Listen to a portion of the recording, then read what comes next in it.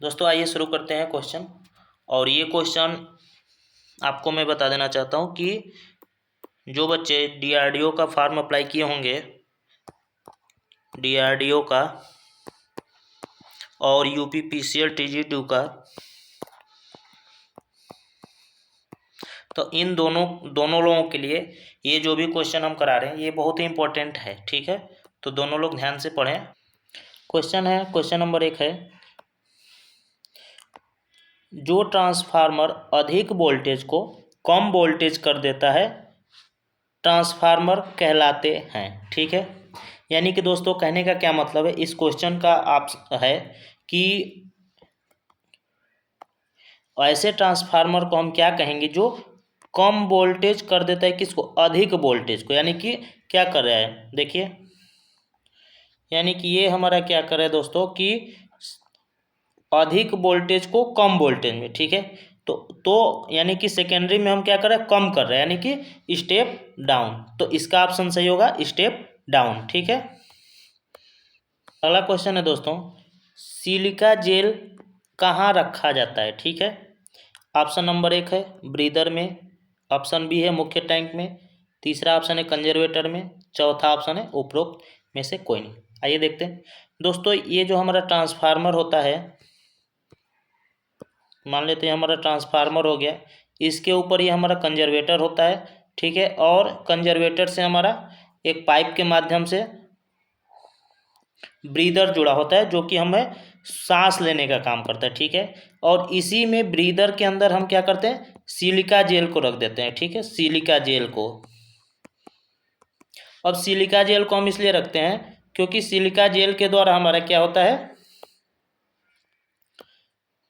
कि जो भी नमी हमारा ट्रांसफार्मर के अंदर प्रवेश न कर सके, इसलिए हम क्या करते हैं, सिलिका जेल को ब्रीदर के अंदर रख देते हैं। ठीक है, तो हमारा क्या होगा, क्वेश्चन क्या है, सिलिका जेल कहाँ रखा जाता है, तो सिलिका जेल ब्रीदर में रखा जाता है। अगला क्वेश्चन है दोस्तों कि ट्रांसफार्मर में सुरक्षा रिले का होता है, यानी कि ये क्वेश्चन का मतलब कि ट्रांसफार्मर में सुरक्षा रिले किसे कहते हैं। ठीक है, तो दोस्तों ट्रांसफार्मर में आपको हम बता दें कि ये हमारा अगर ट्रांसफार्मर हो गया और ये हमारा जो है कंजर्वेटर हो गया, यहीं पे एक हमारा जुड़ा होता है जो कि बुकोल्ज रिले कहलाता है। ठीक है, बुकोल्ज रिले। अब दोस्तों एक चीज़ थोड़ा सा हम जानेंगे कि बुकोल्ज रिले का काम क्या है। तो दोस्तों बुकोल्ज रिले जो होता है वो हमारे ट्रांसफार्मर के समस्त आंतरिक प्रदोषों से सुरक्षा प्रदान करता है। ठीक है, तो इसका सही आंसर होगा बुकोल्ज रिले। ट्रांसफार्मर का रेटिंग व्यक्त होता है, पहला ऑप्शन है किलोवाट में, दूसरा ऑप्शन है किलो वोल्ट एम्पियर में, तीसरा ऑप्शन है हार्स पावर में, और चौथा ऑप्शन है ब्रेक हार्स पावर में। तो दोस्तों इसका सही आंसर होगा KVA। यानी कि दोस्तों ट्रांसफार्मर का जो रेटिंग होता है, ट्रांसफार्मर की अगर हम रेटिंग की बात करें तो ट्रांसफार्मर का रेटिंग KVA होता है। ठीक है, तो KVA हमारा कौन से ऑप्शन में है, किलो वोल्ट एम्पियर में, तो इसका सही आंसर होगा किलो वोल्ट एम्पियर। ठीक है, अगला क्वेश्चन है दोस्तों कि ट्रांसफार्मर की बाइंडिंग किस नाम से जानी जाती है। ठीक है, पहला ऑप्शन है प्राइमरी और सेकेंडरी बाइंडिंग, दूसरा ऑप्शन है स्टार्टिंग व रनिंग बाइंडिंग, तीसरा ऑप्शन है सीरीज व शंट बाइंडिंग, चौथा ऑप्शन है उपरोक्त सभी। ठीक है, यानी कि दोस्तों एक चीज़ हम आपको बता दें कि सबसे पहले हम नीचे से देखते हैं, ट्रांसफार्मर में सीरीज और शंट बाइंडिंग नहीं होता है। स्टार्टिंग और रनिंग बाइंडिंग किस में होता है, मोटर में होता है। ठीक है, और ट्रांसफार्मर में जो होता है हमारा क्या होता है, प्राइमरी और सेकेंडरी बाइंडिंग होता है। ठीक है, यानी कि ट्रांसफार्मर में जो होता है दोस्तों प्राइमरी और सेकेंडरी बाइंडिंग होता है। तो हमारा सही आंसर होगा कौन सा, ऑप्शन नंबर ए। ठीक है, क्वेश्चन है दोस्तों, अगला क्वेश्चन है कि ट्रांसफार्मर कोर बनाने में किस धातु का उपयोग किया जाता है। ठीक है, ट्रांसफार्मर का कोर बनाने में किस धातु का प्रयोग किया जाता है। पहला ऑप्शन है सिलिकॉन स्टील, दूसरा ऑप्शन है माइल्ड स्टील, तीसरा ऑप्शन है कास्ट आयरन और चौथा ऑप्शन है कास्ट स्टील। तो दोस्तों हम आपको बता दें कि ट्रांसफार्मर का जो कोर होता है, ट्रांसफार्मर का कोर वो किसका बनाया जाता है, तो सिलिकॉन स्टील का बनाया जाता है। ठीक है, सिलिकॉन स्टील का। अब सिलिकॉन स्टील का ही हम क्यों बनाते हैं, सिलिकॉन स्टील का इसलिए बनाते हैं क्योंकि हिस्टैसिस लॉस का मान सिलिकॉन स्टील में कम होता है।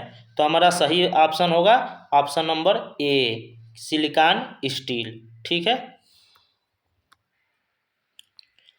अगला क्वेश्चन है दोस्तों, ट्रांसफार्मर में ताप मापने के लिए लगाया जाता है।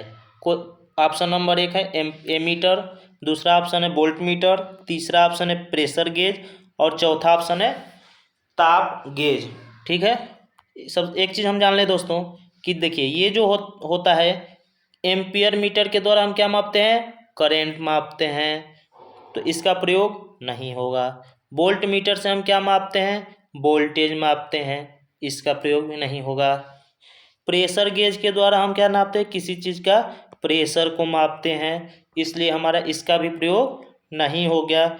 हमारा सही ऑप्शन होगा दोस्तों कि ट्रांसफार्मर में ताप को मापने के लिए लगाया जाता है, क्या लगाया जाता है दोस्तों, ताप गेज लगाया जाता है। ठीक है, क्या लगाया जाता है, ताप गेज।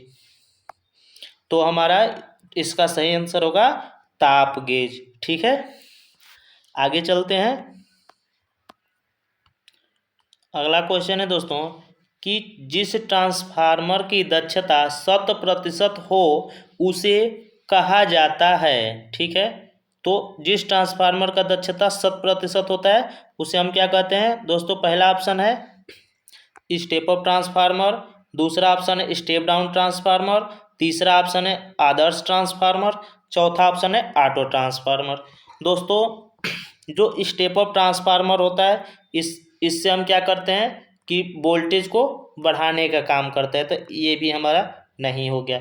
स्टेप डाउन ट्रांसफार्मर जो होता है इसके द्वारा हम क्या करते हैं, वोल्टेज को घटाने का काम करते हैं, ये भी ऑप्शन गलत है। तो दोस्तों ये वाला जो, तो दोस्तों जिसकी दक्षता 100% यानी कि लगभग 98 से 99% तक होता है उसे हम कौन सा ट्रांसफार्मर कहते हैं दोस्तों, तो उसको जो हम कहते हैं आदर्श ट्रांसफार्मर।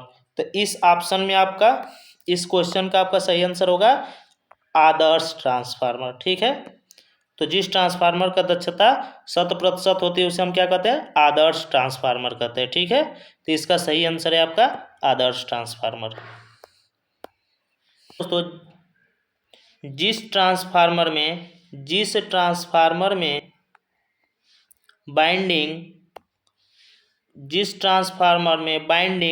कोर से घिरी होती है उसे कहते हैं। ठीक है, यानी कि जिस ट्रांसफार्मर में जो है दोस्तों बाइंडिंग जो है कोर से घिरा होता है, ठीक है, तो उसको हम क्या कहते हैं, सेल टाइप ट्रांसफार्मर कहते हैं। ठीक है, यानी कि